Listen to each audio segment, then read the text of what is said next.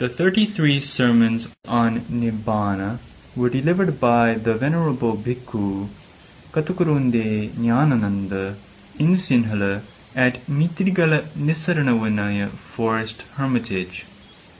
They were translated into English by the same Venerable monk, presently residing at Potkulkala Forest Hermitage in Kandagedara Devalagam. Namo tassa bhagavato arahato samma sambuddhassa. Namo tassa bhagavato arahato samma sambuddhassa. Namo tassa bhagavato arahato samma sambuddhassa. Etang santang, etang panitang, yadidang sabba sankhara samatho, sabbopadhipati nissaggo, tannakhayo virago nirodho nibbana. This is peaceful, this is excellent, namely, the stilling of all preparations, the relinquishment of all assets, the destruction of craving, detachment, cessation, extinction. With the permission of the most venerable great preceptor and the assembly of the venerable meditative monks, towards the end of the last sermon, we were trying to explain how the process of samsaric journey of beings could be understood even with the couple of terms itha bhava and anyatha bhava, or thisness and otherwiseness. On an earlier occasion, we happened to quote the following verse in the Sutta Nipada. Tanha dutiyo puriso digha madhana sangsarang itha bhavanyatha bhavang sangsarang nati vattati.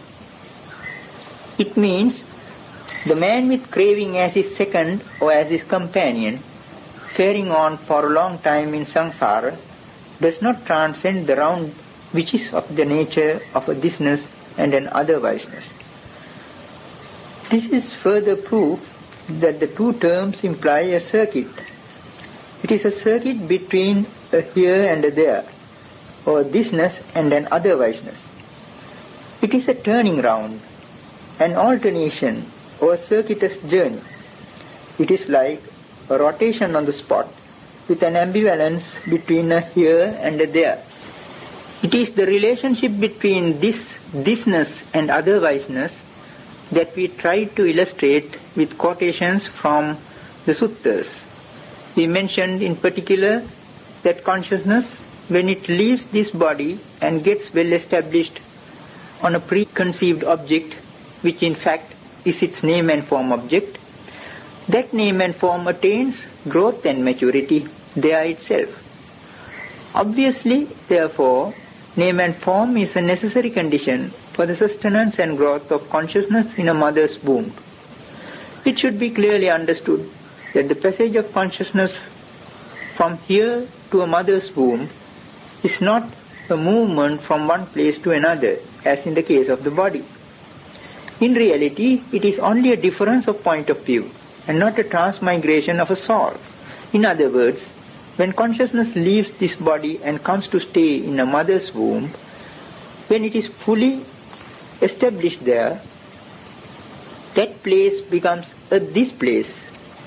From the point of view of that consciousness, the there becomes a here. Consequently, from the new point of view, what was earlier here becomes a there. What was formerly that place has now become this place, and vice versa. That way, what actually is involved here is a change of point of view. So it does not mean completely leaving one place and going to another, as is usually meant by the journey of an individual. The process then is a sort of going round and round. This is all the more clear by the Buddha's statement that even consciousness is dependently arisen. There are instances in which the view that this self-same consciousness fares on in samsara by itself, tadevidam viññānam sandhāvati sansarati ananyam, is refuted as a wrong view. On the one hand, for the sustenance and growth of name and form in a mother's womb, consciousness is necessary. On the other hand, consciousness necessarily requires an object for its stability. It could be sometimes an intention or else a thought construct. In the least, it needs a trace of latency or anusaya. This fact is clear enough from the sutta quotations we brought up towards the end of the previous sermon. From the Cetana Sutta we happened to quote on an earlier occasion, it is obvious that at least a trace of latency is necessary for the sustenance of consciousness. When consciousness gets established in a mother's womb with this minimum condition in the least, name and form begins to grow. It grows as it were with a flush of branches in the form of the six sense bases to produce a fresh tree of suffering. It is this idea that is voiced by the following well-known verse in the Dhammapada. Yathapi mule anupaddave dalhe chinnopi rukkho punareva ruhati evampi tanhanusaye anuhate nibbattati dukkhamidam punam punam. Just as a tree, so long as its root is unharmed and firm, though once cut down, would nonetheless grow again, even so, when craving's latency is not yet rooted out, this suffering gets reborn again and again. It is clear from this verse too that the latency to craving holds a very significant place in the context of the samsaric journey of a being. In the Anguttara Nikaya, one comes across the following statement by the Buddha. Kammang khettam viññānaṁ bījaṁ tanhā sineho. Kamma is the field, consciousness is the seed, craving is the moisture. This in effect means that consciousness grows in the field of kamma with craving as the moisture. It is in accordance with this idea and in the context of this particular simile that we have to interpret the meaning of the reply of Sela Theri to a question raised by Mara. In the Sagathaka Vagga of the Samyutta Nikaya, one comes across the following riddle put by Mara to the Arahant Nansela. Kenidang pakatang bimbang, konu bimbassa karako, kwannu bimbang samuppannang, kwannu bimbang nirujjati. By whom was this image wrought? Who is the maker of this image? Where has this image arisen and where does the image cease? The image meant here is one's body or one's outward appearance, which for the conventional world is name and form. Sela Theri gives her answer in 3 verses. Naidang attakatang bimbang, naidang parakatang aghang, etung paticca sambhutang etu bhangha nirujjati. Yatha anyatarang bijang khette buttang viruhati pathavirasangca agamma sinehanca tadubhayang evang khandhaca dhatuyo chaca ayatanaimi etung paticca sambhuta etu bhangha nirujjare. Neither self-wrought is this image, nor yet other-wrought is this misery. By reason of a cause, it came to be. By breaking of the cause, it ceases to be. Just as in the case of a certain seed, which when sown on the field would feed on the taste of the earth and moisture, and by these two would grow, even so, all these aggregates, elements and basics, by reason of a cause, have come to be. By breaking of the cause, they cease to be. The first verse negates the idea of creation and expresses the conditionally arisen nature of this body.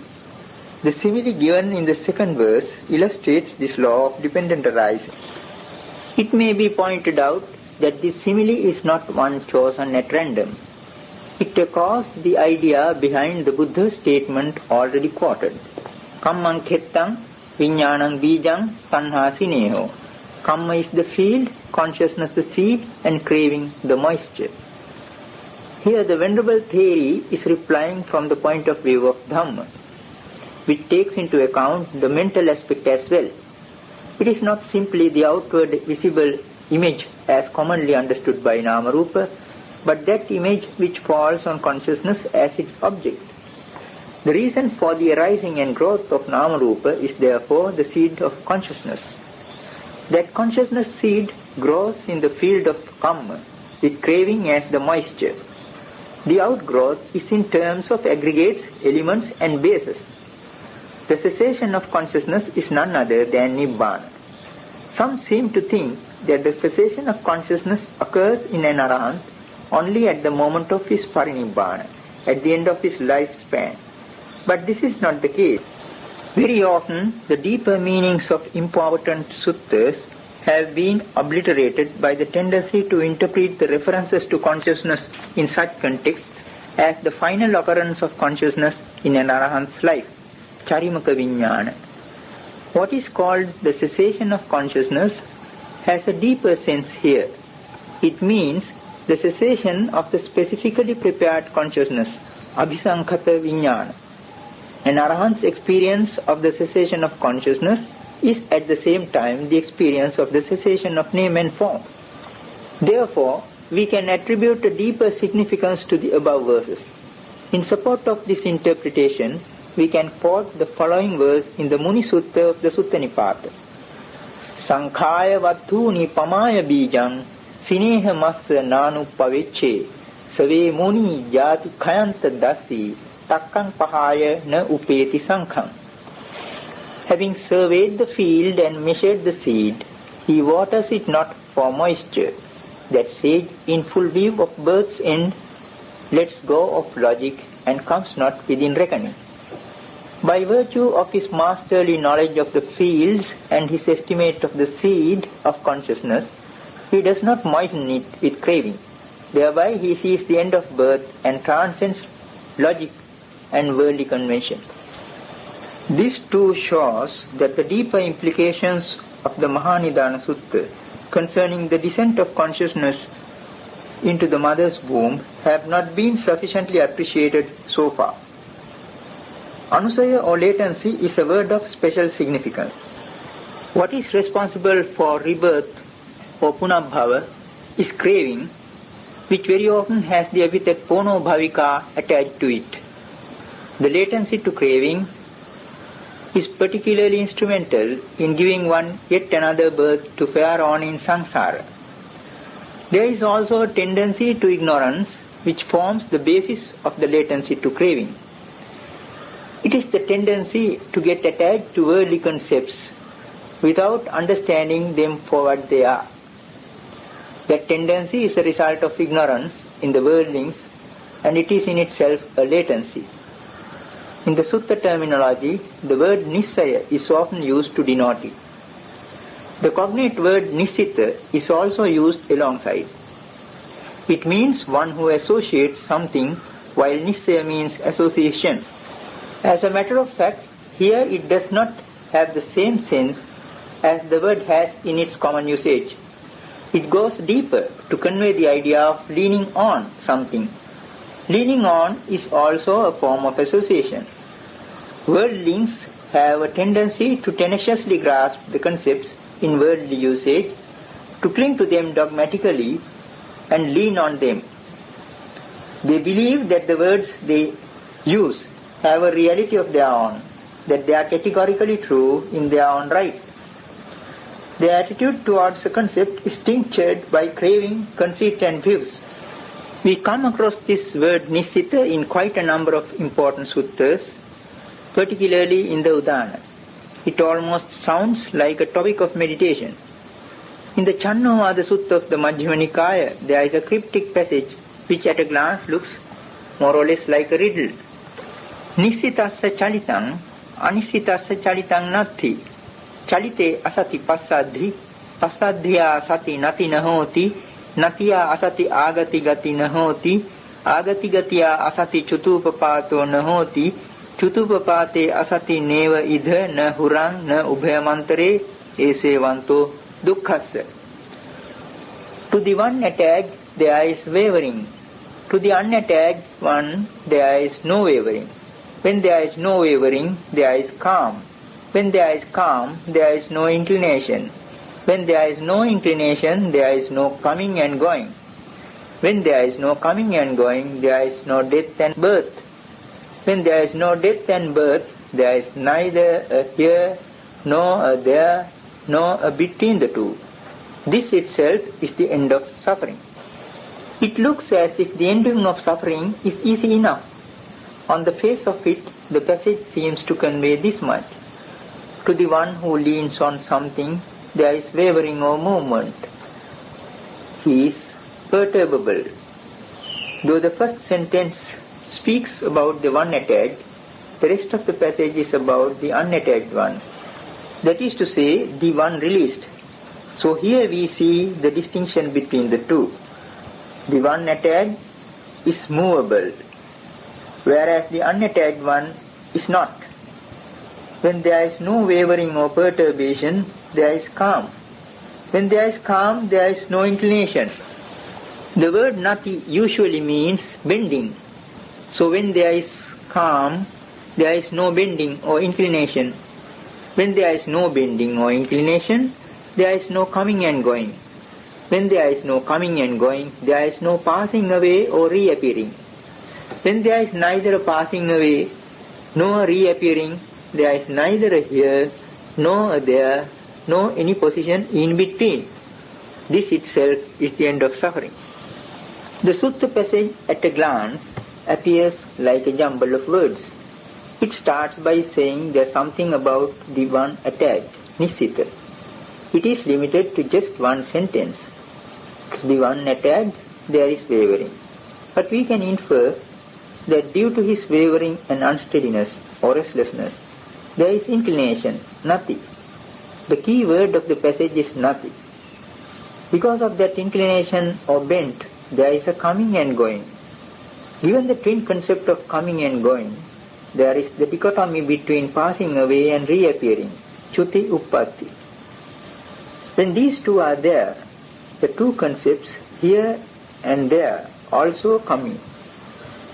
And there is a between the two as well. Wherever there are two ends, there is also a middle. So it seems that in this particular context, the word nati has a special significance. The person who is attached is quite unlike the released person. Because he is not released, he always has a forward bent or inclination. In fact, that is the nature of craving. It bends one forward. In some suttas dealing with the question of rebirth, such as the Kutuhalasala Sutta, craving itself is sometimes called the grasping, upadana. So it is due to this very inclination or bent that the two concepts of coming and going come in. Then in accordance with them, the two concepts of passing away and reappearing fall into place. The idea of a journey, when viewed in the context of samsara, gives rise to the idea of passing away and reappearing. Going and coming are similar to passing away and reappearing. So then, there is the implication of two places. All this indicates an attachment. There is a certain dichotomy about the terms here and there and passing away and reappearing. Due to that dichotomous nature of the concepts which beings tenaciously hold on to, the journeying in samsara takes place in accordance with craving. As we have mentioned above, an alternation or transition occurs. As for the released person about whom the passage is specially concerned, his mind is free from all those conditions. To the unattached, there is no wavering. Since he has no wavering or unsteadiness, he has no inclination. As he has no inclination, there is no coming and going for him. As there is no coming and going, he has no passing away or reappearing. There being no passing away or reappearing, there is neither a here, nor there, nor any in between. That itself is the end of suffering. The Udana version of the above passage has something significant about it. There the entire sutta consists of these few sentences. But the introductory part of it says that the Buddha was instructing, inciting and gladdening the monks with a Dhamma talk connected with Nibbana. tena kopana samayena bhagava bhikkhu Nibbana patisamyuttaya dhammya kathaya sandasseti samadapeti samuttejeti sampahangsi. This is a pointer to the fact that this sermon is on Nibbana. So the implication is that in Nibbana, the Arahant's mind is free from any attachments. There is a discourse in the Nidana section of the Samyutta Nikaya which affords us a deeper insight into the meaning of the word Nissaya. It is the Kaccayana Gotta Sutta which is also significant for its deeper analysis of right view.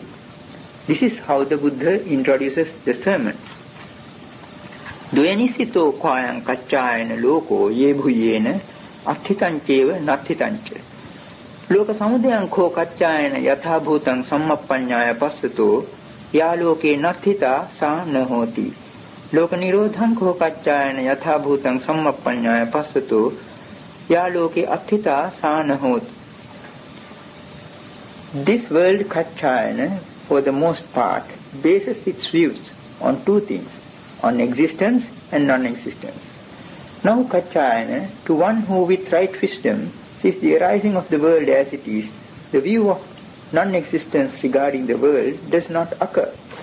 And to one who with right wisdom sees the cessation of the world as it really is, the view of existence regarding the world does not occur. The Buddha comes out with this discourse in answer to the following question raised by the Brahmin Kaccayana Gutta. Sammaditthi sammaditthiti bhanti uchyati chittavata anukho bhanti sammaditthi hoti. Lord, right view, they say. But how far, Lord, is there a right view?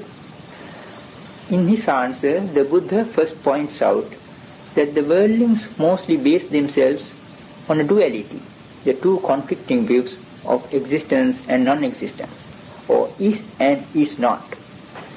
They would either hold on to the dogmatic view of eternalism or would cling to nihilism.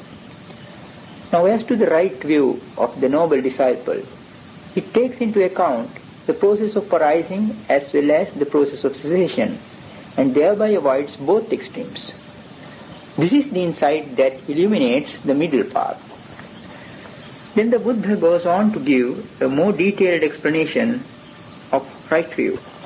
Upayupadana bhinivesa vinibandho khvayam kaccayana loko ye bhuyena tancha upayupadanam chedaso adhittanam abhinivesanusayam na upeti na upadiyati na adhitthati attameti dukkhameva uppajjamanam uppajjati dukkham nirujjamanam nirujjati na kankhati na vichikicchati aparappacchya jnanamevassa etta hoti ittavata kho kaccana sammaditthi hoti. The word kaccana, for the most part, is given to approaching, grasping, entering into and getting entangled as regards views. Whoever does not approach, grasp and take his stand upon that proclivity towards approaching and grasping, that mental standpoint, namely the idea, this is my soul, he knows that what arises is just suffering and what ceases is just suffering. Thus, he is not in doubt, is not perplexed, and herein he has the knowledge that is not dependent on another. Thus, for Kaccayana, he has right view. The passage starts with a string of terms which has a deep philosophical significance. Upaya means approaching, Upadana is grasping, Abhinivesa is entering into, and Vinibandha is the consequent entanglement. The implication is that the worldling is prone to dogmatic involvement in concepts through the stages mentioned above in an ascending order. The attitude of the noble disciple is then outlined in contrast to the above dogmatic approach, and what follows are great. As for him, he does not approach, grasp, or take up the standpoint of a self. The word anusaya, latency or lying dormant, is also brought in here to show that even the proclivity towards such a dogmatic involvement with the soul or self is not there in the noble disciple. But what then is his point of view? What arises and ceases is nothing but suffering. There is no soul or self to lose. It is only a question of arising and ceasing of suffering. This then is the right view. Thereafter, the Buddha summarizes the discourse and brings it into a climax with an impressive declaration of his Vaya Media, the middle path based on the formula of dependent arising. Sabbang athiti kho kaccana ayang eko anto, sabbang nathiti ayang dutiyo anto, etete kaccana ubho ante anupagamma majjena tathagato dhammang deseti. Avidya paccaya sankhara, sankhara paccaya viññānam, viññāna paccaya nāmarūpam, and so on up to evametasya kevalasa dukkha khandasa nirodho hoti. Everything exists, kaccana, is one extreme. Nothing exists is the other extreme. Not approaching either of those extremes, kaccana, the Tathagata teaches the Dhamma by the middle way. From ignorance as condition, preparations come to be. From preparations as condition consciousness comes to be. From consciousness as condition, name and form comes to be, etc. Such is the arising of this entire mass of suffering. From the complete fading away and cessation of that very ignorance, there comes to be the cessation of preparations. From the cessation of preparations, the cessation of consciousness. From the cessation of consciousness, the cessation of name and form, etc. Such is the cessation of this entire mass of suffering. It is clear from this declaration that in this context, the law of dependent arising itself is called the middle path. Some prefer to call this the Buddha's metaphysical middle path, as it avoids both extremes of is and is not. The philosophical implications of the above passage lead to the conclusion that the law of dependent arising enshrines a certain pragmatic principle which resolves the antinomian conflict in the world. It is the insight into this principle that basically distinguishes the noble disciple, who sums it up in the two words samudayo, arising, and nirodho, ceasing. The arising and ceasing of the world is for him a fact of experience, a knowledge. It is in this light that we have to understand the phrase aparapaccaya jnanamevassa etthaoti. Herein he has a knowledge that is not dependent on another. In other words, he is not believing in it out of faith in someone, but has understood it experientially. The noble disciple sees the arising and the cessation of the world through his own sixth sense basis. In the Samyutta Nikaya, there is a verse which presents this idea in a striking manner. Chasu loko samuppanno, chasu kubbati santhavam, channameva upadaya, chasu loko vihanyati. In the sixth, the world arose. In the sixth, it holds concourse. In the sixth, themselves depending. In the sixth, it has its was. Samyutta 1 Loka Sutta. The verse seems to say that the world has arisen in the sixth, that it has associations in the sixth, and that depending on those very six, the world comes to grief. Though the commentators advance an interpretation of this sixth, it does not seem to get the sanction of the sutta as it is. According to them, the first line speaks of the six internal sense bases, such as the eye, ear, and nose. The world is said to arise in these six internal sense bases. The second line is supposed to refer to the six external sense bases. Again, the third line is interpreted with reference to the six internal sense bases, and the fourth line is said to refer to the six external bases. In other words, the implication is that the world arises in the six internal bases and associates with the six external sense bases, and that it holds on to the six internal sense bases and comes to grief in the six external sense bases. This interpretation seems to miss the point. Even the grammar does not allow it, for if it is a case of associating with the external sense bases, the instrumental case would have been used instead of the locative case, that is, chahi instead of chasu. On the other hand, the locative chasu occurs in all the three lines in question. This makes it implausible that the first two lines are referring to two different groups of sixes. It is more plausible to conclude that the reference is to the 6 sense bases of contact, phassa-ayatana, which include both the internal and the external. In fact, at least 2 are necessary for something to be dependently arisen. The world does not arise in the 6 internal bases in isolation. It is precisely in this fact that the depth of this Dhamma is to be seen. In the Samudaya Sutta of the Salayatana section in the Samyutta Nikaya, this aspect of dependent arising is clearly brought out. Chakkhunca paticca rupeca uppajjati chakkhu viññānam tinnam sangati bhasso bhassa paccaya vedana vedana paccaya tanha tanha paccaya upadānam, and so on up to evametasya kevalasa dukkhakkhandasya samudayo hoti. Dependent on the I and forms arises I consciousness. The coming together of the 3 is contact. With contact as condition arises feeling. Conditioned by feeling, craving. Conditioned by craving, grasping. And so on up to thus is the arising of this entire mass of suffering.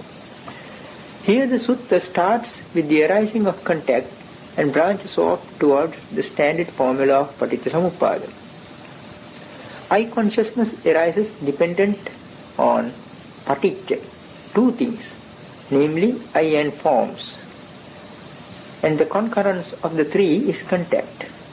This shows that 2 are necessary for a thing to be dependently arisen. So in fairness to the sutta version, we have to conclude that the reference in all the 4 lines is to the basis of contact, comprising both the internal and the external. That is to say, we cannot discriminate between them and assert that the first line refers to one set of 6 and the second line refers to another. We are forced to such a conclusion in fairness to the sutta. So from this verse also we can see that according to the usage of the noble ones, the world arises in the 6 sense bases. This fact is quite often expressed by the phrase Ariyasa Vinaya Loko, the world in the noble one's discipline. According to this noble usage, the world is always defined in terms of the 6 sense bases, as if the world arises because of these 6 sense bases. This is a very deep idea. All other teachings in this Dhamma will get obscured if one fails to understand this basic fact, namely, how the concept of the world is defined in this mode of noble usage. This noble usage reveals to us the implications of the expression Udyartha Gamini Panya, the wisdom that sees the rise and fall. About the noble disciple, it is said that he is endowed with the noble penetrative wisdom of seeing the rise and fall. Udyartha Gaminiya Panyaya Samannagato Ariyaya Nibbedikaya. The implication is that this noble wisdom has a penetrative quality about it. This penetration is through the rigidly grasped, almost impenetrable encrustation of the 2 dogmatic views in the world, existence and non-existence. Now how does that penetration come about? As already stated in the above quoted Kacchana Sutta, when one sees the arising aspect of the world, one finds it impossible to hold the view that nothing exists in the world. His mind does not incline towards a dogmatic involvement with that view. Similarly, when he sees the cessation of the world through his own 6 sense bases, he sees no possibility to go to the other extreme view. In the world, everything exists. The most basic feature of this principle of dependent arising, with its penetrative quality, is the breaking down of the power of the above concepts. It is the very inability to grasp these views dogmatically that is spoken of as the abandonment of the personality view, Sakkaya Ditthi. The ordinary worldling is under the impression that things exist in truth and fact, but the noble disciple, because of his insight into the norm of arising and cessation, understands the arising and ceasing nature of concepts and their essencelessness or insubstantiality. Another aspect of the same thing, in addition to what has already been said about Nisaya, is the understanding of the relatedness of this to that, idappacchayata, implicit in the law of dependent arising. In fact, we began our discussion by highlighting the significance of the term idappacchayata. The basic principle involved is itself often called paticcasamuppada. This being, this comes to be. With the arising of this, this arises. This not being, this does not come to be. With the cessation of this, this ceases. This insight penetrates through those extreme views. It resolves the conflict between them. But how? By removing the very premise on which it rested, and that is that there are two things. The logicians might come out with the law of identity and the like. According to right view, the very bifurcation itself is the outcome of a wrong view. That is to say, this is only a conjoined pair. In other words, it resolves that conflict by accepting the worldly norm. Now this is a point well worth considering. In the case of the 12 links of the formula of dependent arising discovered by the Buddha, there is a relatedness of this to that, idappacchayata, as for instance, already illustrated above by the two links, birth and decay and death. When birth is there, decay and death come to be. With the arising of birth, decay and death arise, and so on. The fact that this relatedness itself is the eternal law is clearly revealed by the following statement of the Buddha in the Nidana Sangyutta of the Sangyutta Nikaya. Avidya paccaya bhikkave sankhara ya tatra tathata avitathata ananyathata idappacchayata ayam uchyati bhikkave paticcasamuppado. From ignorance as condition, preparations come to be. That suchness therein, the invariability, the not otherwiseness, the relatedness of this to that, this monk is called dependent arising. Here the first two links have been taken up to illustrate the principle governing their direct relation. Now let us examine the meaning of the terms used to express that relation. Tatha means such or thus, and is suggestive of the term yatha bhuta jnana darsana, the knowledge and vision of things as they are. The correlatives yatha and tatha express between them the idea of faithfulness to the nature of the world. So tathata asserts the validity of the law of dependent arising as a norm in accordance with nature. Abhitathata, with its double negative, reaffirms that validity to the degree of invariability. Ananyathata, or not otherwiseness, makes it unchallengeable, as it were. It is a norm beyond contradiction. When a conjoined pair is accepted as such, there is no conflict between the two. But since this idea can well appear as some sort of a puzzle, we shall try to illustrate it with a simile. Suppose two bulls, a black one and a white one, are bound together at the neck and allowed to graze in the field as a pair. This is sometimes done to prevent them from straying far afield. Now out of the pair, if the white bull pulls towards the stream while the black one is pulling towards the field, there is a conflict. The conflict is not due to the bondage, at least not necessarily due to the bondage. It is because the two are pulling in two directions. Supposing the two bulls somehow accept the fact that they are in bondage and behave amicably, then when the white bull pulls towards the stream, the black one keeps him company with equanimity, though he is not in need of a drink. And when the black bull is grazing, the white bull follows him along with equanimity, though he is not inclined to eat. Similarly, in this case too, the conflict is resolved by accepting the pairwise combination as a conjoint pair. That is how the Buddha solved this problem. But still the point of this simile might not be clear enough. So let us come back to the two links, birth and decay and death, which we so often dragged in for purposes of clarification. So long as one does not accept the fact that these two links, birth and decay and death, are conjoined pair, one would see between them a conflict. Why? Because one grasps birth as one end and tries to remove the other end which one does not like, namely decay and death. One is trying to separate birth from decay and death. But this happens to be a conjoined pair. Conditioned by birth, monks, is decay and death. This is the word of the Buddha. Birth and decay and death are related to each other. The word jara or decay on analysis would make this clear. Usually by jara we mean old age. The word has connotations of senility and decrepitude. But the word implies both growth and decay, as it sets in from the moment of one's birth itself. Only there is a possible distinction according to the standpoint taken. This question of a standpoint or point of view is very important at this juncture. This is something one should assimilate with a meditative attention. Let us bring up a simile to make this clear. Now, for instance, there could be a person who makes his living by selling the leaves of a particular kind of tree. Suppose another man sells the flowers of the same tree to make his living, and yet another sells the fruits, while a fourth sells the timber.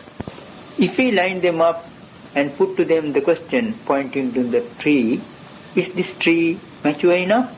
We might sometimes get different answers. Why? Each would voice his own commercial point of view regarding the degree of maturity of the tree.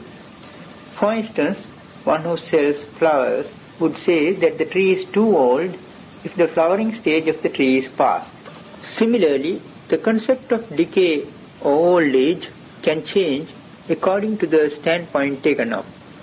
From beginning to end, it is a process of decay. But we create an artificial boundary between youth and old age. This again shows that the two are pair mutually conjoined. Generally, the worldlings are engaged in an attempt to separate the two in this conjoined pair.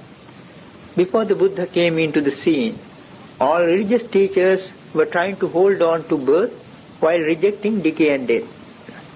But it was a vain struggle.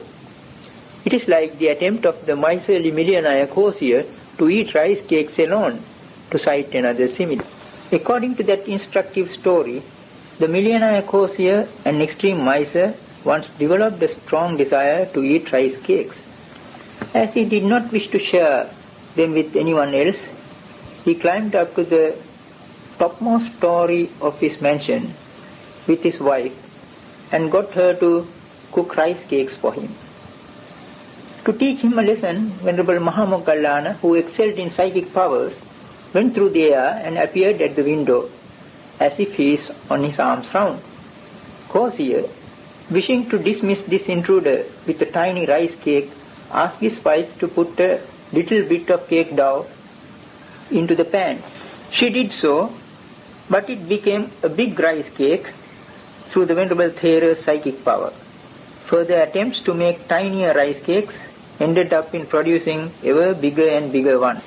In the end, Courtier thought of dismissing the monk with just one cake, but to his utter dismay, all the cakes got joined to each other to form a string of cakes. The couple then started pulling this string of cakes in either direction with all their might to separate just one from it, but without success. At last they decided to let go and give up, and offered the entire string of cakes to the Venerable Thera. The Buddha's solution to the above problem is a similar let-goism and giving up. It is a case of giving up all assets, sabbopadi patinissagga. You can't separate these links from one another. Birth and decay and death are intertwined. This is a conjoined pair. So the solution here is to let go. All those problems are due to taking up a standpoint. Therefore, the kind of view sanctioned in this case is one that leads to a detachment and dispassion, one that goes against the tendency to grasp and hold on. It is by grasping and holding on that one comes into conflict with Mara. Now, going by the story of the millionaire courtier, one might think that the Buddha was defeated by Mara. But the truth of the matter is that it is Mara who suffered defeat by this sort of giving up. It is a very subtle point. Mara's forte lies in seizing and grabbing. He is always out to challenge. Sometimes he takes delight in hiding himself to take one by surprise, to drive terror and cause horripilation in him. So when Mara comes round to grab, if we can find some means of foiling his attempt or make it impossible for him to grab, then Mara will have to accept defeat. Now let us examine the Buddha's solution to this question. There are in the world various means of preventing others from grabbing something we possess. We can either hide our property in an accessible place or adopt security measures, or else we can come to terms and sign a treaty with the enemy. But all these measures can sometimes fail. However, there is one unfailing method which in principle is bound to succeed, the method that prevents all possibilities of grabbing, and that is letting go, giving up. When one lets go, there is nothing to grab. In a tug of war, when someone is pulling at one end with all his might, if the other suddenly lets go of his hold, one can well imagine the extent of the former's discomfiture, later on victory. It was such a discomfiture that fell to Mara's lot when the Buddha applied this extraordinary solution. All this goes to show the importance of such terms as Nissaya and Nidappajjata in understanding this Dhamma. We have already taken up the word Nissaya for comment. Another aspect of its significance is revealed by the Satipatthana Sutta. Some parts of this sutta, though well known, are wonderfully deep. There is a certain thematic paragraph which occurs at the end of each subsection in the Satipatthana Sutta. For instance, in the section on the contemplation relating to body, Kaya Anupassana, we find the following paragraph. Iti ajjattang va kaye kaya anupassi viharati, bahiddha va kaye kaya anupassi viharati, ajjatta bahiddha va kaye kaya anupassi viharati, samudaya dhamma anupassi va kayasmin viharati, vaya dhamma anupassi va kayasmin viharati, samudaya vaya dhamma anupassi va kayasmin viharati, atthikayoti va panassa sati paccupatthita hoti, yavadeva jnanamattaya patisatimattaya, anisitocha viharati nacha kinchi loke upadiyati. In this way, he abides contemplating the body as a body internally, or he abides contemplating the body as a body externally, or he abides contemplating the body as a body internally and externally, or else he abides contemplating the arising nature in the body, or he abides contemplating the dissolving nature in the body, or he abides contemplating the arising and dissolving nature in the body, or else the mindfulness that there is a body is established in him only to the extent necessary for just knowledge and further mindfulness, and he abides independent and does not cling to anything in the world. A similar paragraph occurs throughout the sutta under all the four contemplations, body, feeling, mind and mind objects. As a matter of fact, it is this paragraph that is called Satipatthana Bhavana, or meditation on the foundation of mindfulness. The preamble to this paragraph introduces the foundation itself, or the setting up of mindfulness as such. The above paragraph, on the other hand, deals with what pertains to insight. It is the field of insight proper. If we examine this paragraph, here too we will find a set of conjoined or twin terms. In this way, he abides contemplating the body as a body internally, or he abides contemplating the body externally, and then he abides contemplating the body both internally and externally. Similarly, he abides contemplating the arising nature in the body, or he abides contemplating the dissolving nature in the body, and then he abides contemplating both the arising and dissolving nature in the body. Or else the mindfulness that there is a body is established in him only to the extent necessary for knowledge and remembrance. This means that for the meditator, even the idea there is a body, that remembrance, is there just for the purpose of further development of knowledge and mindfulness. And he abides independent and does not cling to anything in the world. Here too the word used is anisita, independent or not leaning towards anything. He does not cling to anything in the world. The word nisaya says something more than grasping. It means leaning on or associating. This particular thematic paragraph in the Satipatthana Sutta is of paramount importance for insight meditation. Here too, there is the mention of internal, adhyatha and external, bahiddha. When one directs one's attention to one's own body and another's body separately, one might sometimes take these two concepts, internal and external, too seriously with a dogmatic attitude. One might think that there is actually something that could be called one's own or another's. But then the mode of attention next mentioned unifies the two as internal-external, adhyatha-bahiddha, and presents them like the conjoined pair of bulls. And what does it signify? These two are not to be viewed as two extremes. They are related to each other. Now let us go a little deeper into this interrelation. The farthest limit of the internal is the nearest limit of the external. The farthest limit of the external is the nearest limit of the internal. More strictly rendered, adhyatthang means inward and bahiddha means outward. So here we have the duality of an inside and an outside. One might think that the word adhyattika refers to whatever is organic. Nowadays many people take in artificial parts into their bodies, but once acquired they too become internal. That is why in this context adhyattika has a deeper significance than its usual rendering as one's own. Whatever it may be, the farthest limit of the adhyatha remains the nearest limit of the bahiddha.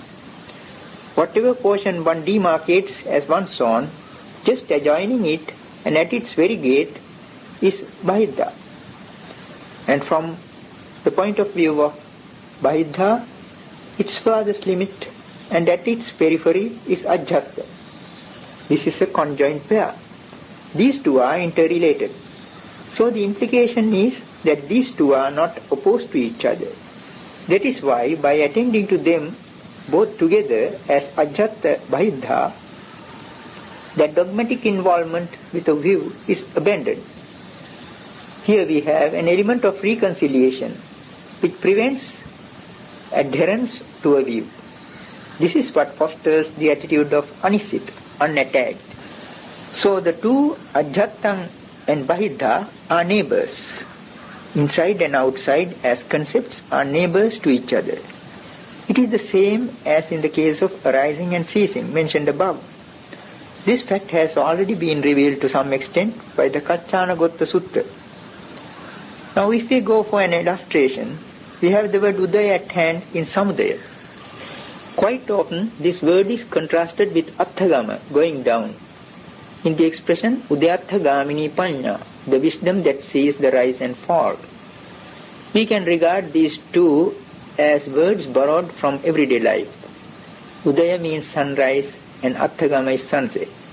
If we take this itself as an illustration, the farthest limit of the forenoon is the nearest limit of the afternoon. The farthest limit of the afternoon is the nearest limit of the forenoon. And here again we see a case of neighborhood. When one understands the neighborly nature of the terms udaya and atthagama, or samudaya and vaya, and regards them as interrelated by the principle of vidappacchata, one penetrates them both by that mode of contemplating the rise and fall of the body together. Samudaya vaya dhammanupassiva kayasmin viharati, and develops a penetrative insight. What comes next in the Satipatthana passage is the outcome or net result of that insight. The mindfulness that there is a body is established in him only to the extent necessary for pure knowledge and further mindfulness. Atthikayoti va panassa sati pacchupattita hoti yavadeva jnanamattaya patisati mattaya. At that moment one does not take even the concept of a body seriously. Even the mindfulness that there is a body is established in that meditator only for the sake of yavadeva, clarity of knowledge and accomplishment of mindfulness. The last sentence brings out the net result of that way of developing insight. He abides independent and does not cling to anything in the world. Not only in the section on the contemplation of the body, but also in the sections on feelings, mind and mind objects in the Satipatthana Sutta, we find this mode of insight development. None of the objects taken up for the foundation of mindfulness is to be grasped tenaciously. Only their rise and fall is discerned. So it seems that what is found in the Satipatthana Sutta is a group of concepts.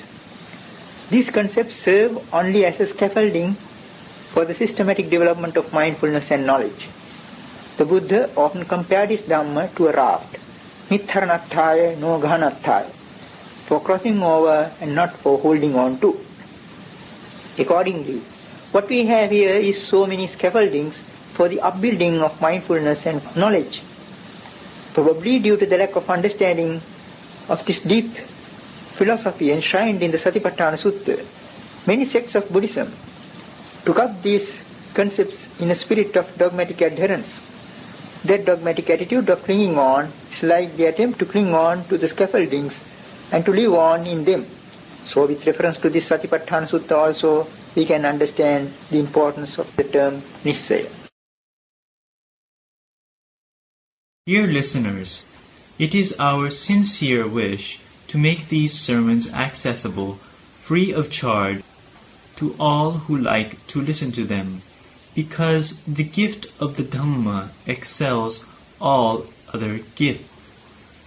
We therefore encourage you to copy these sermons and share them with others, but kindly note that they should not be